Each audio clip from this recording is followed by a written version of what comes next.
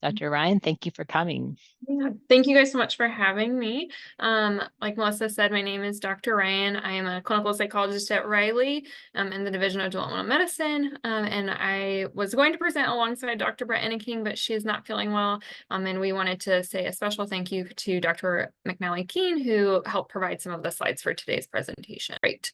So just a little bit of information about us and where we're coming from. We are part of Indiana's LEND, which is a leadership program for education and neurodevelopmental and related disabilities. So we just like to put that out there that we are part of a larger group, this LEND organization, and we have trainees from all different kinds of backgrounds, including parents of kiddos with neurodevelopmental disabilities like autism and other occupations.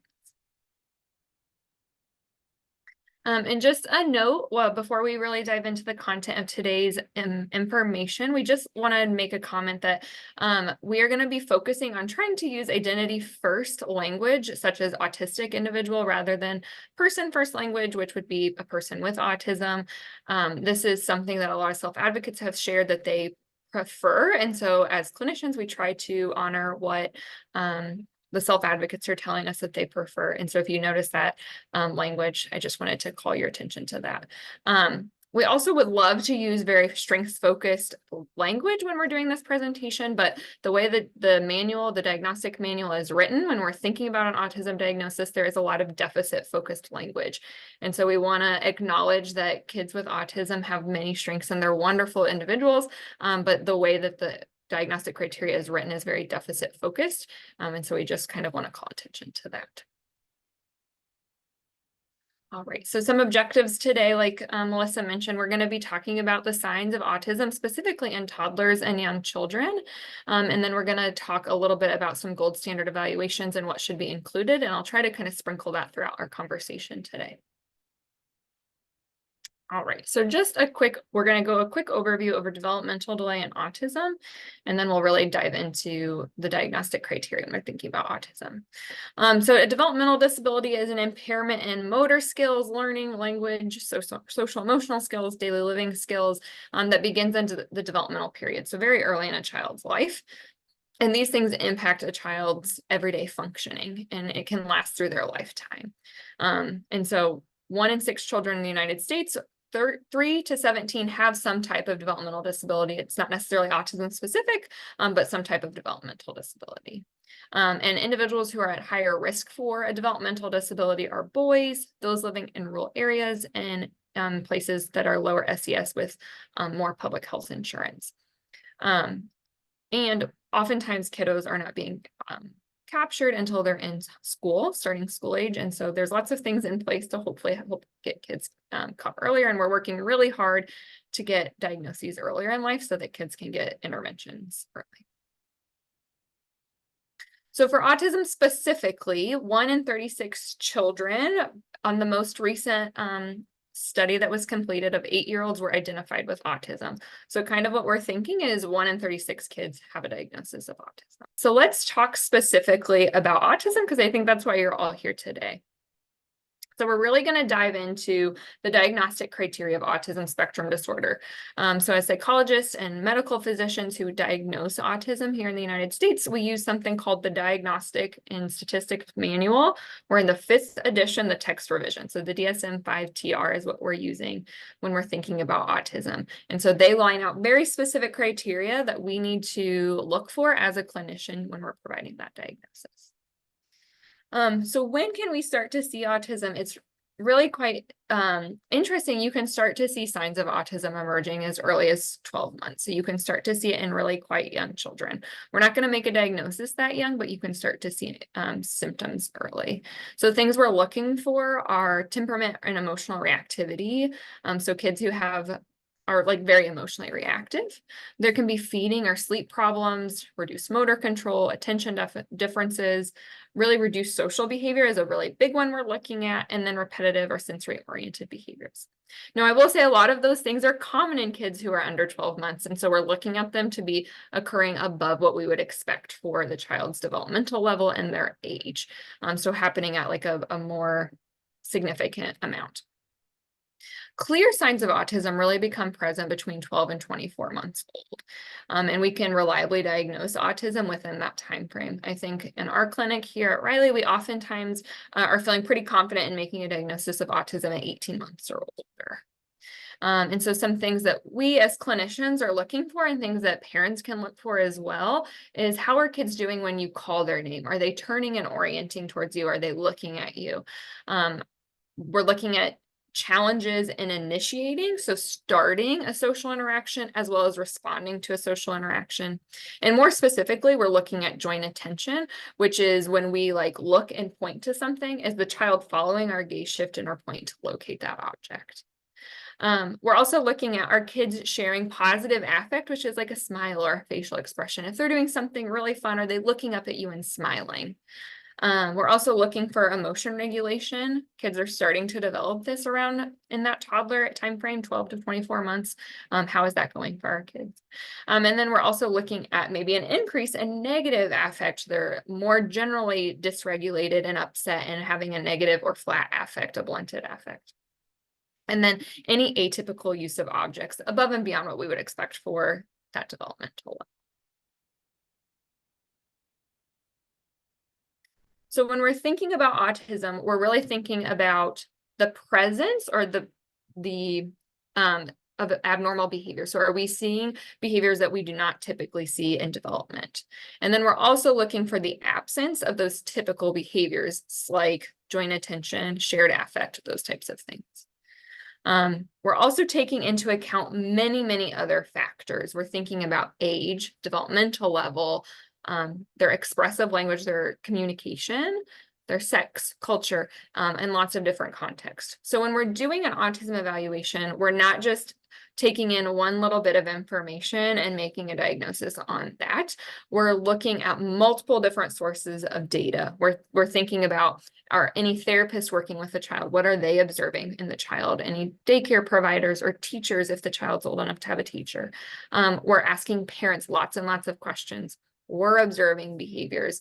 We're seeing what the pediatrician has observed and noticed. So we're gathering lots of data sources when we're thinking about an autism diagnosis, and we're taking all of these different things like age, developmental level, all of those things into consideration when we're trying to make a diagnosis. So we finally got to the specific criteria that I alluded to earlier. So when we think about autism, we're thinking about challenges in two core areas. So we're thinking about symptoms in two specific areas. The first one is deficits in social communication and social interaction. And so we'll talk more specifically about what that will look like. And then we're also looking for the presence of restrictive and repetitive patterns of behaviors. So kids need symptoms in both of these categories for a diagnosis of autism. In addition, the symptoms have to be present in the early developmental period. Like I mentioned, we can start to see things as early as 12 months. And that 12 to 24 months is really what we're thinking are those symptoms present during that time. They need to be causing what the DSM-5 says, clinically significant impairment. So this needs to be impacting the child and their daily functioning. And then lastly, we want to make sure that it's not better explained by some other thing going on, like developmental delay or intellectual disability. So we're thinking, are there social challenges just in line with where they're at developmentally, or are there social challenges better explained by something like autism?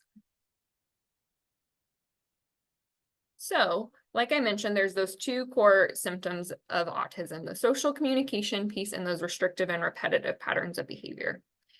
In the area of social communication, there are three categories that we're thinking about symptoms and how they fall into those three categories.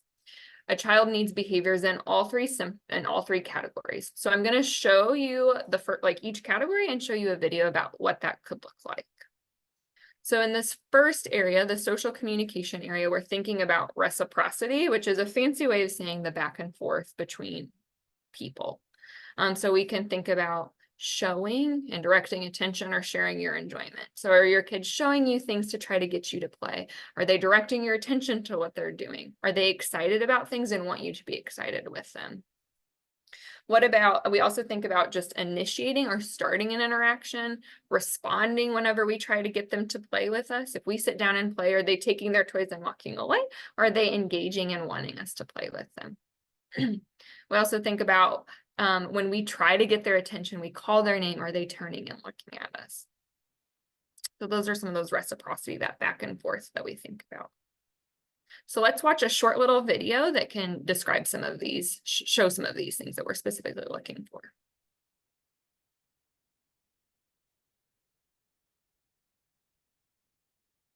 This 14-month-old child has a mild motor delay but does not show signs of ASD.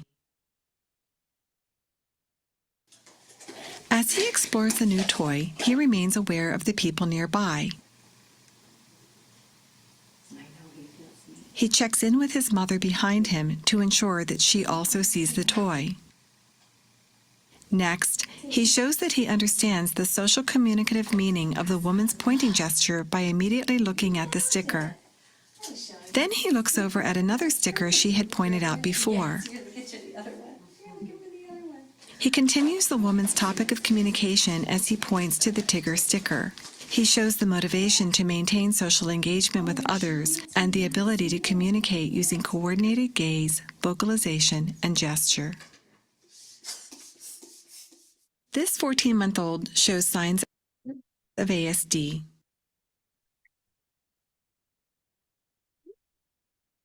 So that's that first part, that reciprocity, that back and forth. And so things what we would do in clinic are some of those activities that you just saw. We're trying to give kids things and see how they respond. Are they looking at us? Are they smiling? Are they engaging with us? Are they wanting to have that back and forth interaction? Are they just preferring to play alone? The second social communication area that we really look for are nonverbal behaviors. And so nonverbal behaviors are any of those things that don't include communication, but communicate something to people, a verbal communication. So it can include things like eye contact, which is something we very commonly think about with autism, but it also includes other things like index finger pointing, using gestures like shaking your head yes or no. A really big one that we'll sometimes see in kids with autism is hand leading. So they take you by the hand or they put your hand on the thing that they want. It can be just general challenges communicating and limited use of facial expressions. And I will say we see things like pointing and using gestures quite early in life. So we expect those things to be happening, especially by 24 months. We expect kids to be doing those things to communicate with us. And so when those are delayed, that's concerning for autism. So let's watch another video that talks a little bit about some of those nonverbal things. Specifically, we're going to be looking at that shared enjoyment. This 14-month-old does not show signs of ASD. While she enjoys looking at and exploring the toy, she stays engaged with the people nearby. She tries to share her enjoyment with her mother as she turns to show the toy to her. Then she shares her enjoyment with the lady across from her by directing her gaze and smile toward the lady. Also, she recognizes that the lady is a source of help. Her request for help is clear and effective. Coordinating eye contact, gesture, and vocalization for purposeful communication is a sign of healthy social and communication development. This 14-month-old child shows signs of ASD.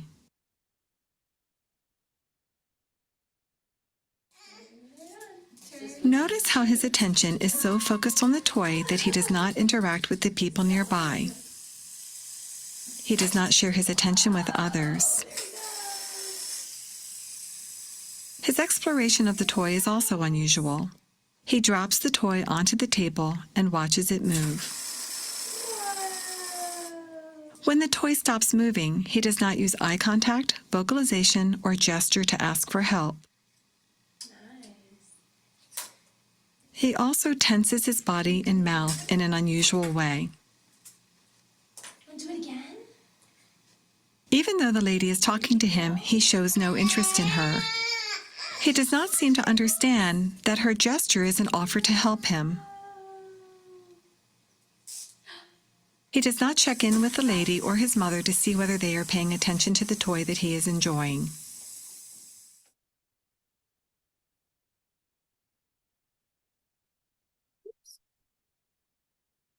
So those were all really good examples of some of those nonverbal things that we look for, as well as some of the other social pieces that we're looking for. So specifically, the child was using really nice eye contact in that first video, switching between mom and the toy and the lady that was administering the task. So using nice eye contact, using a gesture and vocalizing to let them know what she wanted. And then in that second video, the child was not using any eye contact, not checking in at all. There was very limited requesting for help turning that on. So in the first video, the little girl like was gesturing and making communication using eye contact to say, hey, I need help turning this on. Whereas in that second video, the little boy just cried whenever he couldn't get it to turn on. So those are some of the nonverbal things we might look for. And then the third area of social communication that we are really looking for and asking questions about and observing in children is how they do with maintaining relationships. So in young children, we're specifically thinking about, are there any interest in playing with other kids? Are they trying to initiate interactions with peers? Are they watching other kids and being curious about them and joining in when they're playing? Or are they more reserved and or not having any interest if other kids are around? Maybe they're going off to play by themselves.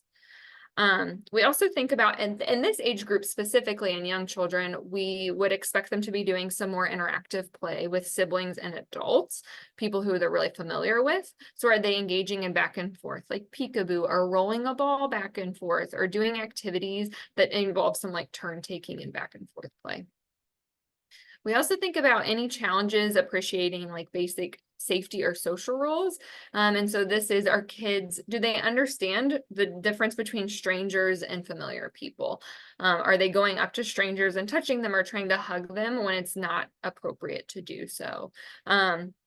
Are they understanding that they shouldn't run away from parents in public spaces, that they need to stay close to their parents? Again, toddlers do this, but is it at above and beyond a level that we wouldn't expect? A lot of toddlers might run away and then look back because they want to make sure parents are paying attention, and that they want that safety net. And some kids with autism just don't have that awareness of safety. And then we really start to think about, in young children, are they starting to display some imitative play? So can they imitate, if I show them how to do something, can they imitate what I'm doing? And in a couple of our tests that we do, we specifically try to get toddlers to do some imitation. Imitation is a really important aspect of learning, and so it's very important to see if kids can imitate. And then we also think about really simple pretend play. Are they feeding a baby doll? Are they understanding how to do some of this like imaginative and pretend play? Are they playing with toys appropriately? Let's watch one more video about these social communication pieces. And I will say down here, I had put like a little QR code. It should take you to the video if you want to watch the full video. Seeing social opportunity through play. This 19-month-old child does not show signs of ASD.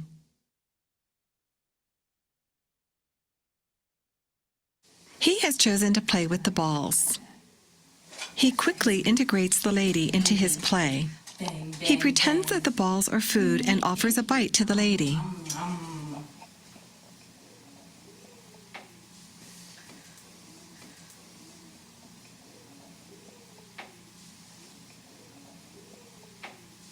He pretends a lot of stuff is food, and he always wants you to It offers eat it to you. Okay.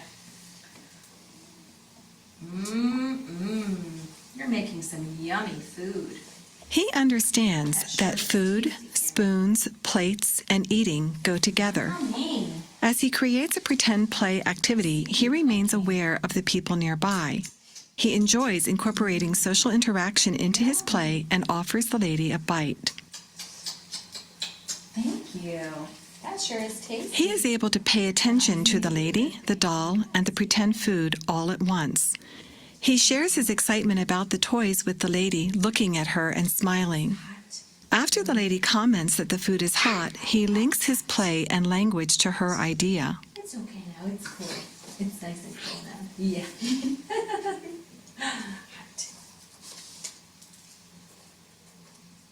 Here, he imitates the lady's action with the pretend lipstick. Oh, I look so pretty now with my lipstick on. Oh, it doesn't come off. This helps him to learn new play skills and at the same time synchronize his actions with the actions of others. Yeah, she has lipstick on. Oh, just like Mommy wears. You look so pretty. Thank you. This 19-month-old child shows signs of ASD.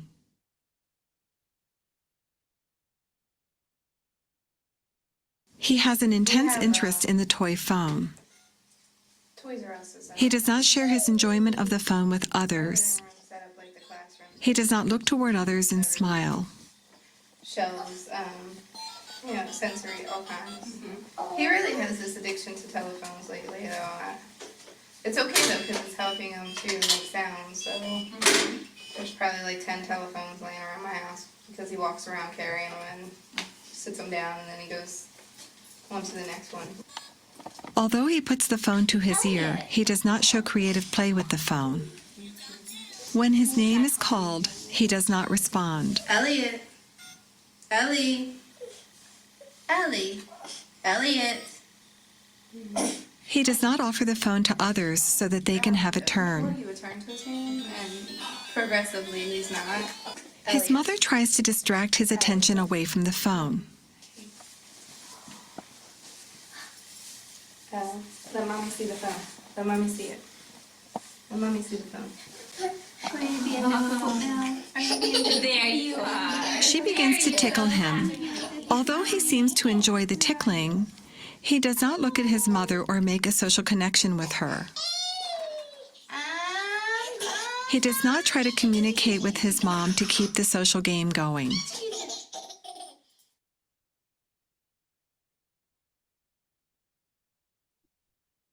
Right. So those are like just an overview of those three kind of areas that we think about when we're talking about social communication challenges in young children.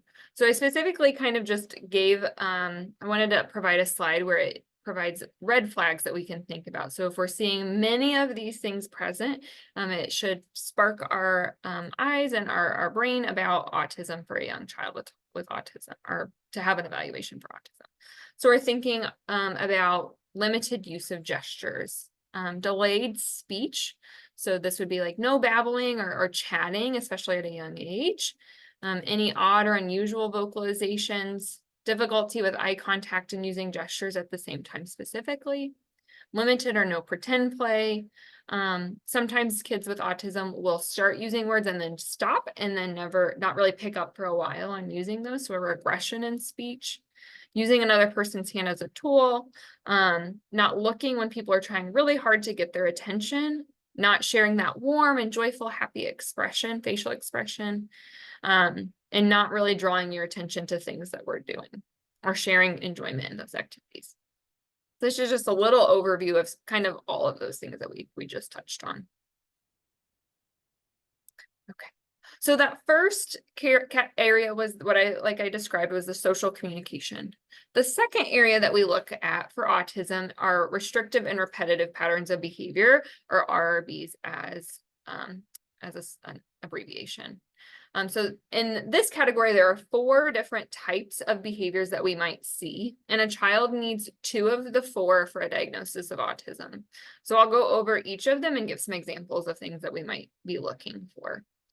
So the first one is any repetitive speech, motor movements, or use of objects. So in language, some things we might be seeing are what we call echolalia, which is repeating after they hear someone or something say something. So immediately repeating. We also think about like scripting, so reciting things from movies or TV shows or other people. So just repeating like a chunk of something over and over again. Pronoun reversals or other stereotyped unusual language that's not used for a communicative purpose, such as undirected speech or unusual vocalizations. We also think about motor mannerisms. So this could be hand movements like flapping or tensing, flicking fingers, twisting, spinning in circles, making facial expressions. Like one of the children in the video earlier was making a facial grimace, toe walking, ear flicking. And then we also think about any repetitive use of objects that would not be expected in a child given their developmental level.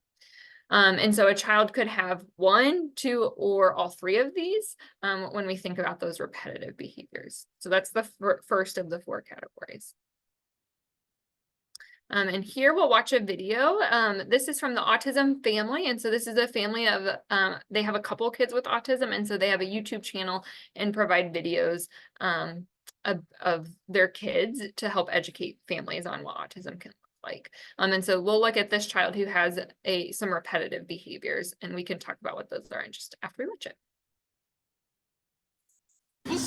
Stopping. Stopping.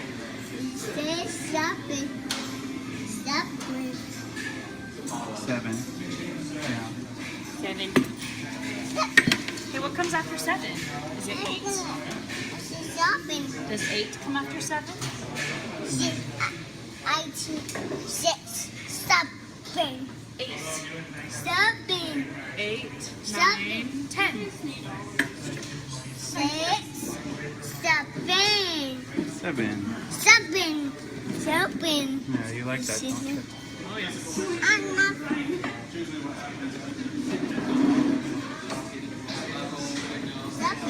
Yep. I'm almost tempted to ask them to give us a different number. Just because I'm tired of hearing it. Stopping. Okay. Stopping. Yes, we know. Okay. Can you count with me from 1 to 10? Then 1 is 2 and 4 is 7. Yeah. How do we think? Kind of great. So there you can see this kid he very repetitively was saying 7, 7, 7. And he was also doing some repetitive hand movements by his head, moving his fingers back and forth and kind of tensing his body while he did it. So those are examples of vocal stereotypies or repetitive vocalizations, as well as repetitive hand movements. So that's, like I said, the first of the RRBs. The second is excessive adherence to non-functional routines. And so this is kids that have a challenge. They want to do the same thing the same way every single day. So they need to follow the same ritual every single day. They might have distress around changes in routine. So this could be something like moving something in the house could be really distressing. It could be that they want their daily activities to look the same way. They want you to take the same route to a familiar place like school or grandma's house. They might play out very specific sequences in play. So an example would be like a child who just sets up their play. They set up the dollhouse exactly as they want it, and then they tear it down, and then they do it all over again. And they just do the same routine and play every single time. And other insistence on sameness would just be any extreme reaction to changes in routine. I don't have a video about this one because it's a little bit harder to capture on a video, but those are some of the things we'll be thinking about. The next area that we think about of those RRB categories are atypical sensory behaviors. So this could be hypo, meaning they're underreactive to sensory elements, or hyper, meaning they're overly sensitive to certain things. So this could include visual interest, so being very interested in the visual aspects of things. So we might see kids bringing things close to their eyes or looking at things out of the corner of their eyes. We think about noise sensitivity. So this would be one of those hyper things where they're hypersensitive to the loud noises, and they might cover their ears. Sometimes we see hyposensitivity where kids really, really want loud things and they bring like the iPad really close to their ear because they want that sensory input. We also think about an atypical pain threshold. So kids who really have a high pain tolerance, they might be able to walk across hot asphalt without shoes on, and you're like, that would hurt so bad. Or they really have a strong need for physical stimulation, like they want deep pressure and strong hugs, or lots of climbing and spinning, things like that. And we also think about just other sensory aversions, not liking being touched or certain textures, Food's a big one that kids with or autistic kids might avoid, certain textures of foods, certain textures of clothing, tags in their clothing, those types of things. And then we can also think about sensory seeking behaviors, really liking the sensory aspect of certain things, like putting things in their mouth, like I mentioned, loud noises, really liking different tactile interests, wanting to rub things, touch things, rub them on their face, smell things, are some of those sensory seeking behaviors we might see.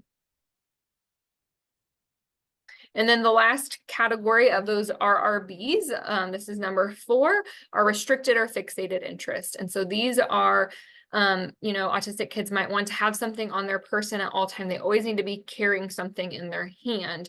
It could be an unusual interest in something like appliances or fans or mirrors that's really above and beyond what you would expect, like always wanting to be near a printer or something like that.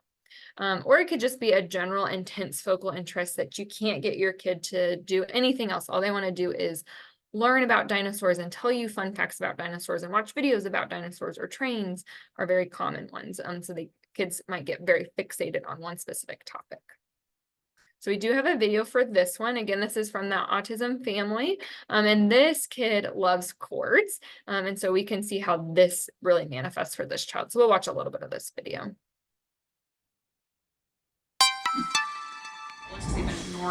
Have all these cables, Ezra. Especially with toilet training, other stuff. Yeah. So notice right here how he's fitting them all into his hands in between his fingers. Alistair, look at how many cables he has.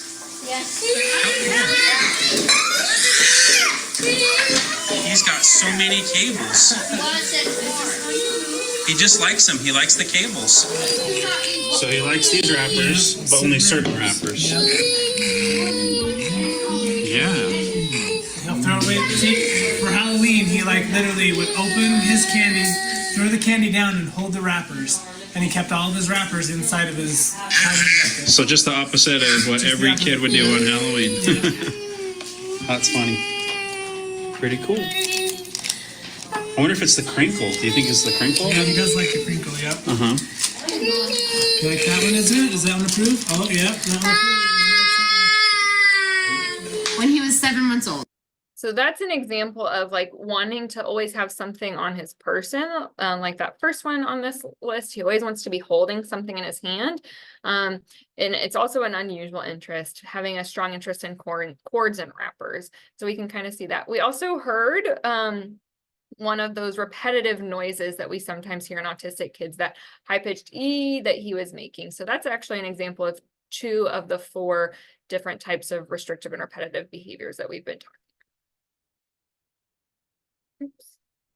about. So again, I just have a slide with some of the red flags of things that you can be looking for specifically in toddlers. So any unusual ways of moving their body. I will say, lots of young children flap their hands when they're excited. So we're thinking about that going above and beyond the age that we would expect that. Any rituals such as lining up toys or organizing things, really hyper-focused on unusual things that you wouldn't expect for a kid their age. Having really strong particular interest, strong sensory differences, and things like that. So this is kind of for a reference for you guys. So I know we are running low on time and I want to answer questions. I see a few things coming in the chat. So we will just kind of go over what we look for in a gold standard evaluation, and then I will take any questions that you all have. So as I mentioned earlier, when we think about an autism evaluation, the gold standard for doing an autism evaluation should include these things that are listed here.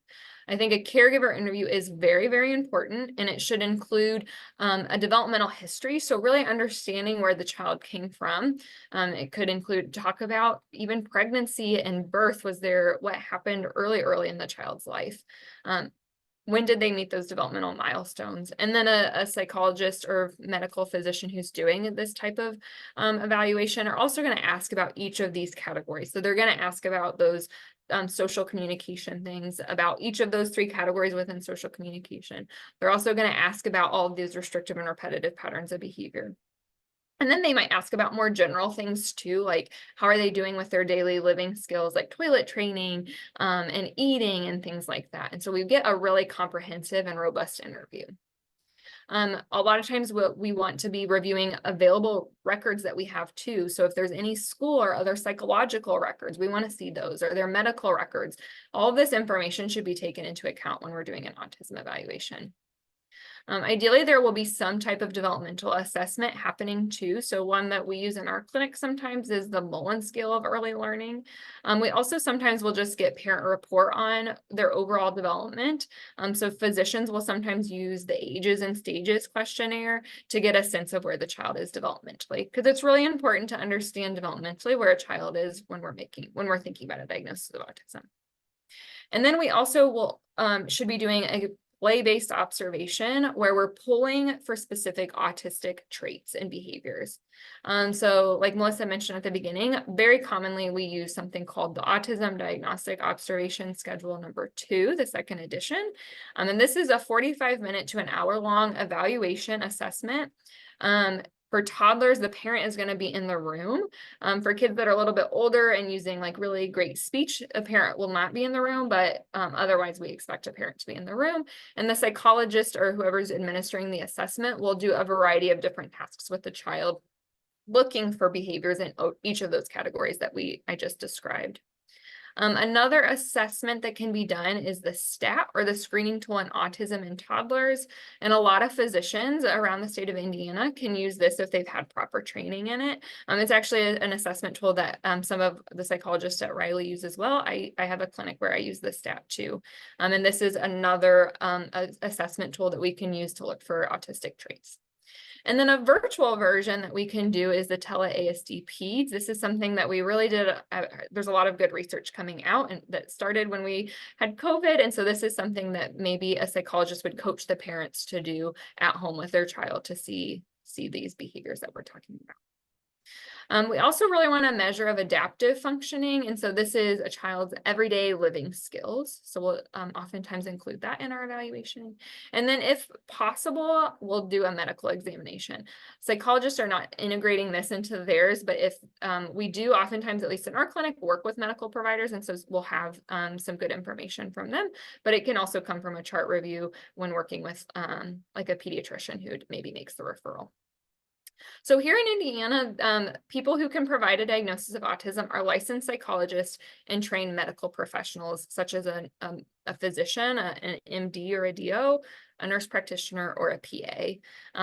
And really, they should have strong training in autism evaluation to be making that diagnosis. I have my email here, and Dr. Enneking's email is here as well. If you have questions, you can reach out if I can't answer them. But I am happy to try to answer some questions too. So thank you everyone for coming. I appreciate it. And hope to see you again next month.